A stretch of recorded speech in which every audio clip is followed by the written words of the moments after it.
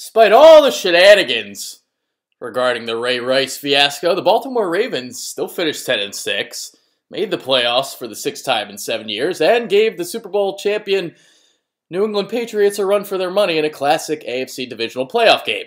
Now the Ravens will have to overcome the loss of several key players of free agency.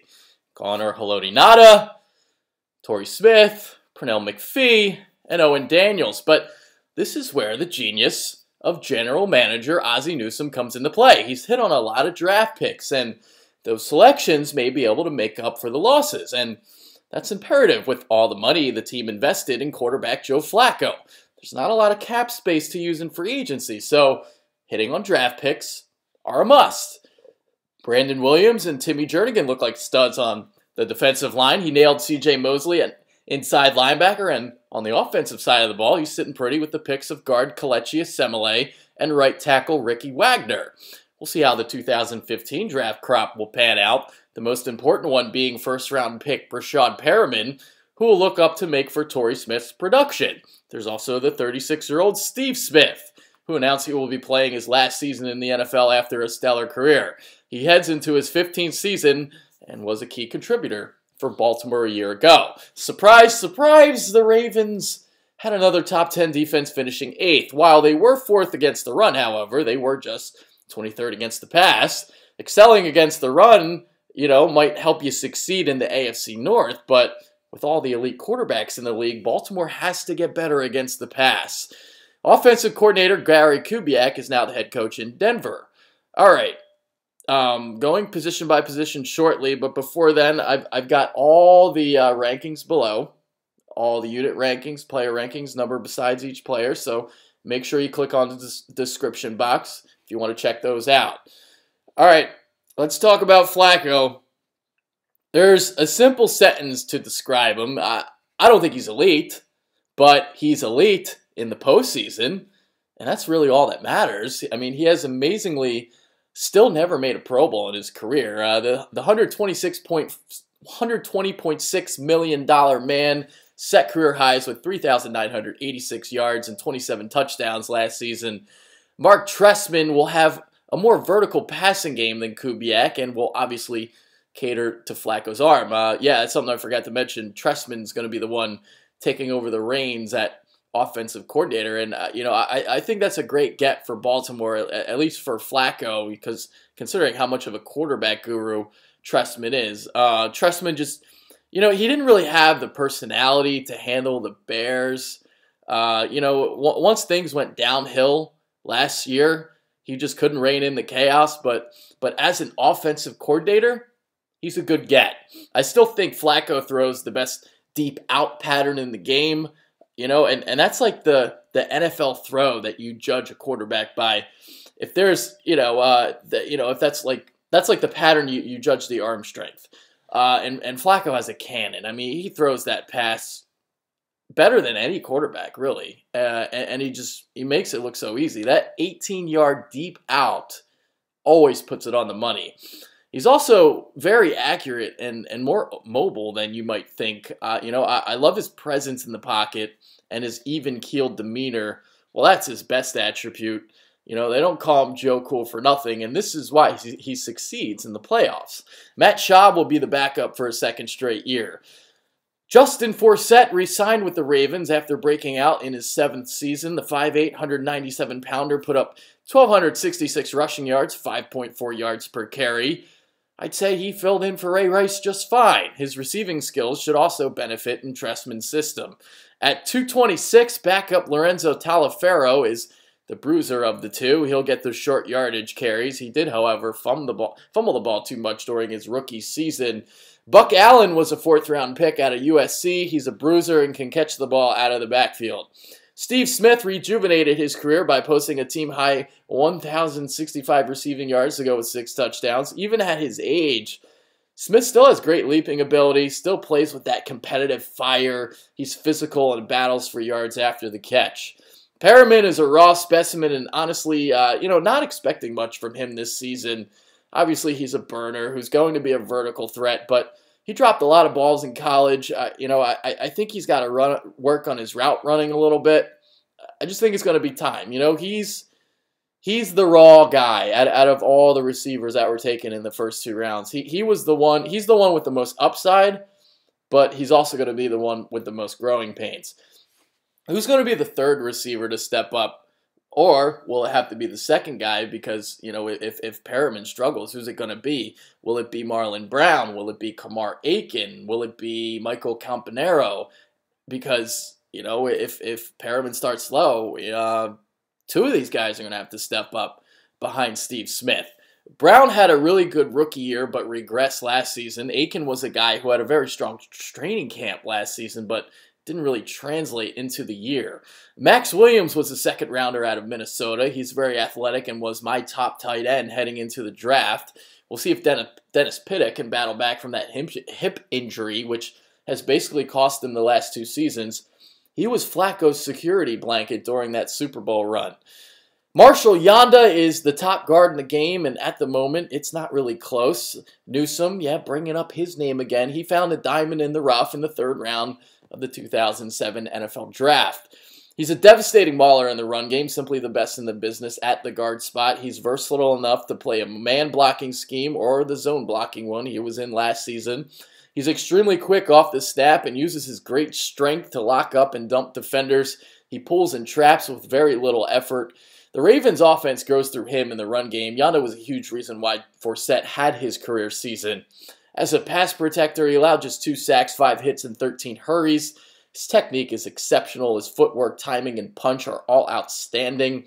He's a bit small by today's guard standards at 6'3", 305, but his strength makes up for it.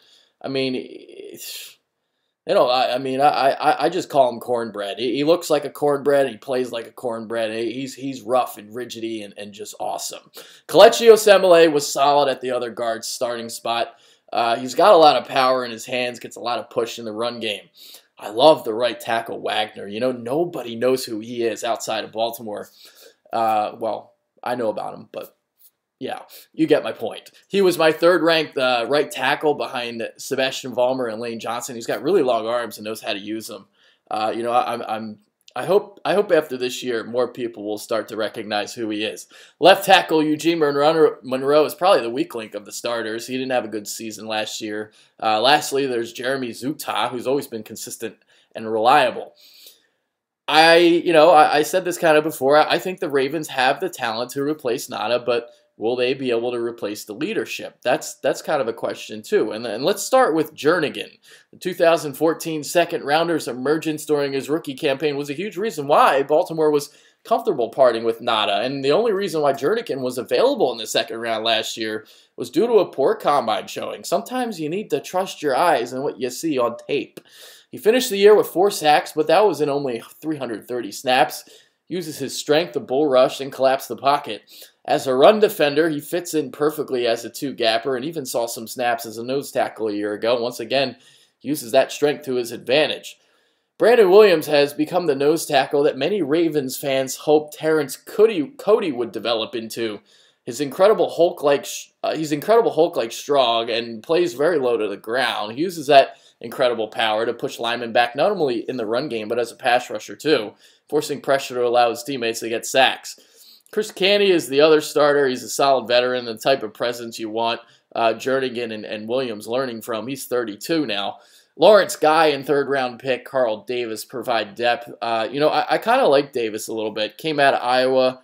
I liked what I saw on tape. So we'll see what he develops into. Father Time hasn't slowed down, Terrell Suggs at 32 now. He's still notched double-digit sack totals in 4 of his past 5 seasons, including 12 a year ago. He's got a lot of moves in his repertoire as a pass rusher. He has the length, burst, strength, and knows how to play with leverage. And as good as a pass rusher he is, he may even be better as a run defender. His IQ and instincts are extraordinary, so he's always in position, and his length and strength make it difficult for a back to break free from his grasp. Elvis Dumervil has always been kind of an overlooked quantity. He put up 17 sacks in his 2nd season in Baltimore a year ago. Maybe undersized, but has a lightning quick speed. Even still as a 31-year-old, he understands angles, and his intelligence helps him elude blockers. And he gets a really, really low center of gravity due to that diminutive stature. He does struggle a little bit in run defense. That's kind of expected with his size. but due to his speed, he's very adept in his pursuit of the backside runs. With C.J. Mosley and Darryl Smith manning the middle, not having Ray Lewis hasn't been so bad in Baltimore, at least not yet. Mosley's run defense is his best asset, and his tackling may already be the best out of all the inside linebackers. He plays with great anticipation and has a high football IQ. He stacks up blockers, sheds them, finds the ball, always takes the proper angle to the ball carrier. Mosley's pass coverage was solid for a rookie. Again, it's about his instincts and football IQ. He trusts his eyes. Smith is a very good cover linebacker and has shown improvement against the run over the years. Albert McClellan will rotate at inside linebacker, while Courtney Upshaw is very solid against the run as an outside linebacker. Lardarius Webb and Jimmy Smith are a solid duo at cornerback, as long as Webb can, kind of overcome the injuries he's been battling the last couple years. I mean, he didn't look as good as he did in the past last year, but when he is on, he plays with great instincts, which allows him to jump routes. Smith uses his hands well in press coverage. He spent the second half of the season recovering from a nagging Lisfranc injury, but he's shown promise. Matt Elam was lost for the season with a torn bicep early in August. But you know what? I think Will Hill is the better safety. The problem with Hill are, his off-the-field issues. But you know what? I think Hill is a lot better. It's not just like a close race. I think he's a lot better. I like Hill a lot. I mean, you'll see by my rankings. The strong safety, Kendrick Lewis, is a run-first defender. Kyle Arrington was brought in from New England to handle the slot duties. Justin Tucker is one of the best kickers in the game. His leg might be the strongest in the league. Sam Cook was third in yards per punt, averaging 47.4 yards per boot. Jacoby Jones will no longer return kicks. That job will be split between Asa Jackson and Campanero. Jackson will return kickoffs and Campanero the punt. So, prediction time. I think it's going to be business as usual. I think it's another 10-6 season. I think it's another trip to the playoffs. Not an AFC North crown, but a wild card. And that's what I'm thinking. I'm thinking 6 seed, 10-6, and the Ravens. It really doesn't matter what seed they get. You put them in the postseason with Joe Flacco, they can win any game. It doesn't matter who they're playing. Flacco he goes from here in the regular season and he's up here in the postseason. He is, when I said earlier that he's an elite quarterback in the postseason, that literally means he's as good as Brady, Manning, Rodgers, all those guys. Not a lot of quarterbacks can do what he does in the postseason. In terms, it's crazy because he'll look average during the regular season, and then postseason comes around, it's a different animal for him. But yeah, that's it for this one. Again, playoffs, and once you get in, anything can happen. So I'm Adrian Fedke. Make sure you follow us on Twitter @TheBitterBirds. I'm out of here. Later.